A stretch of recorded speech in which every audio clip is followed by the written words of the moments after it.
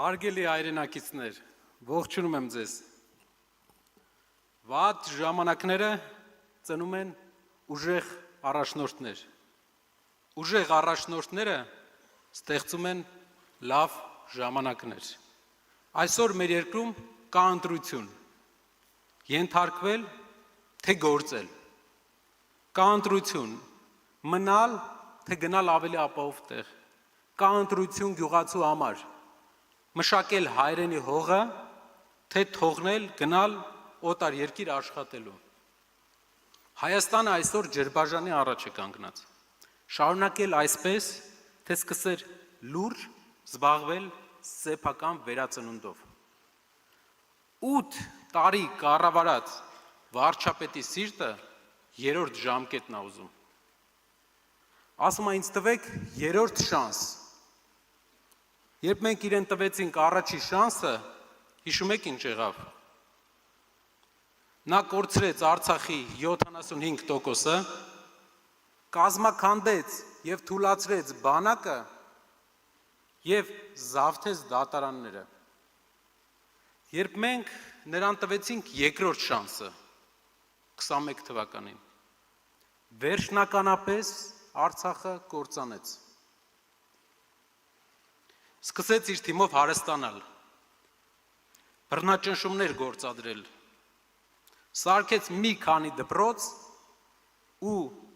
օրը 300 անգամ թմկարեց դրա մասին։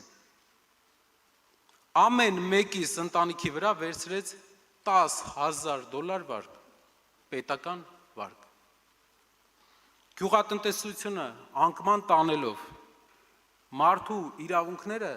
սարքեց ՔՊ-ի մենաշնորհը և սկսեց բացել Սյունիքի դարպասները։ Սկսեց կազմաքանդել եկեղեցին, պառակտելով բոլորիս։ Ինչ չես հասցրել, որ հիմա ուզում ես ավարտես։ Ասում են ներդրումներ են բերելու ես նոր ժամկետում։ Բերող էիր, բերեիր։ 8 տարի մենակ հույս էր բերում վաճառում մեր վրա։ Լավ ժամկետ էր քեզ ներկայացնելու համար։ Գործ անել չգիտես, ասում ես հարևաններն են ուժեղ։ Հարևանները նույնն են, դու ես թույլ։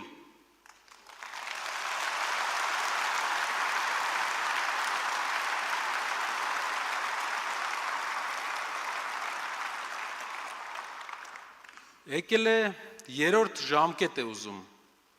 Հարգելի հայրենակիցներ, ամեն անգամ,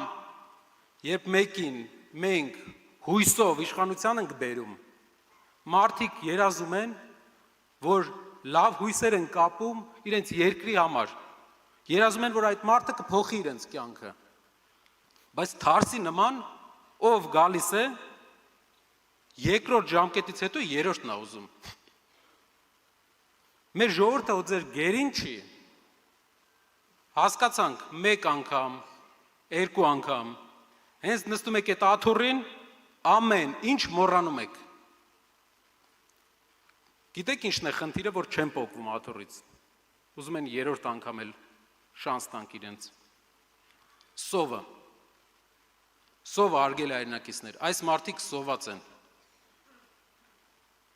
դրա համար չեն հագենում, երրորդ ժամկետն են ուզում։ Ժամանակն է, որ մեր երկիրը ունենա ուժեղ առաջնորդ, կուշտ առաջնորդ,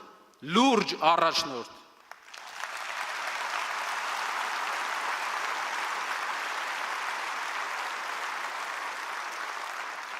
Իշխանությունը ինքնանպատակ չէ, գործ կանելու, աղքատության մեջ։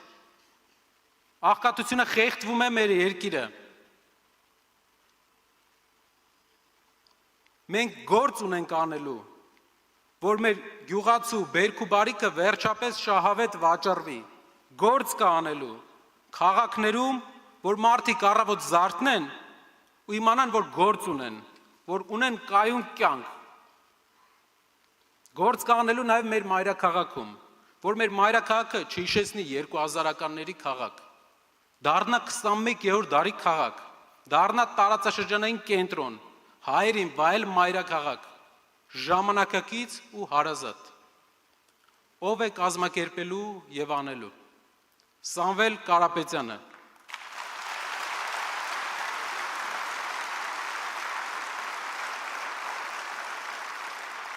Ով է մասնակցելու։ Բոլորս։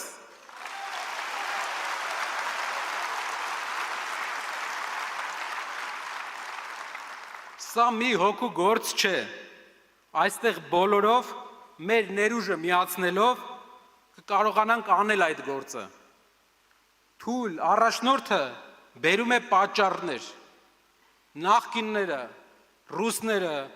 ուզբեկները, կովիդը, հրավիրված պատերազմը, չալոն, ուժեղ առաջնորդը անում է գործ ու լուծում է հարցերը։ Արդարության հարցը, արդարադատությունը պետք է լինի մարդասեր։ 18 թվականից մենք անգամ փոքր զանցանք արած մարդկանց համար համաներում չունենք։ Պետք է լինի համաներում ուղղելի սխալ թույլ տվածների համար, որ ուղղեն սխալները, այլ ոչ թե պատիժ ունենան խիստ եւ անօգուտ։ Ապահովության հարցը, խոսք չենք տալիս, հաստատում ենք։ Հայաստանի Հանրապետության տարածքի բռնազավթված մասը խաղաղ վերադարձվելու է մեզ։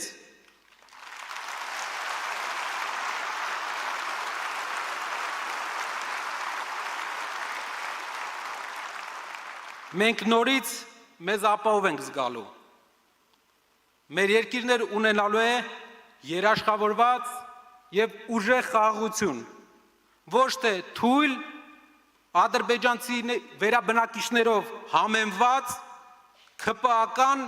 հիբրիդային խաղաղություն։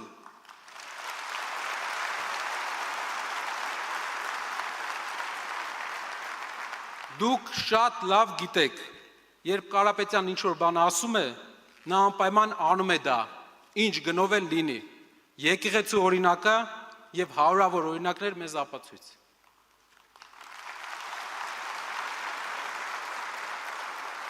Մեր բոլորի վստահությունը Սամվել Կարապետյանի օգտին է, ձեր վստահությունը 300,000 աշխատատեղ ունենալու օգտին է։ Ես դիմում եմ ձեզ յուրաքանչյուրիդ։ Գնացեք, խոսեք, հնարավոր շատ մարդկանց հետ։ Մարդիկ հույսի կարիք ունեն։ Ասեք նրանց, որ մենք ոչ թե խոստումներ ենք տալիս, մենք ապահովում ենք արդյունքներ։ Ասեք նրանց, որ ավելի լավ են ապրելու, ասեք նրանց, որ կունենան լավ աշխատանք եւ արժանապատիվ ապագա։ Եվ սա իրագործելու համար այս ուժեղ ժողովուրդը, որին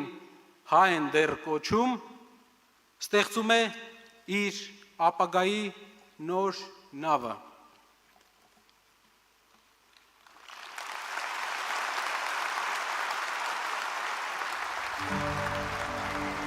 Մենք ծնվեցինք, փոքր էինք, բայց լի հույսով։ Մենք մեծացանք, կատարելագործվեցինք, նույնիսկ երբ մեզ դիմադրում էին։ Ամեն անկում մեզ սովորեցրեց ոտքի կանգնել ավելի ուժեղ ու շարունակել մարզվել մարաթոնի համար։ Մենք գիտեինք ինչ է հավատը։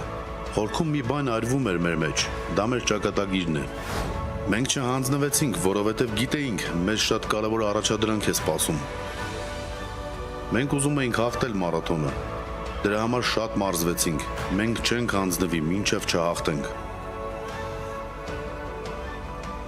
Սա միայն մեր հաղթանակը չէ, սա ձեր մեդալն է, Հայաստանի մեդալը։ Մենք սովորեցինք յուրաքանչյուր քայլից, յուրաքանչյուր անկումից, յուրաքանչյուր դժվարությունից։ Մենք այստեղ ենք ավելի ուժեղ, ավելի վճռական, ավելի վստահելի։ Մենք այստեղ ենք հաղթելու համար։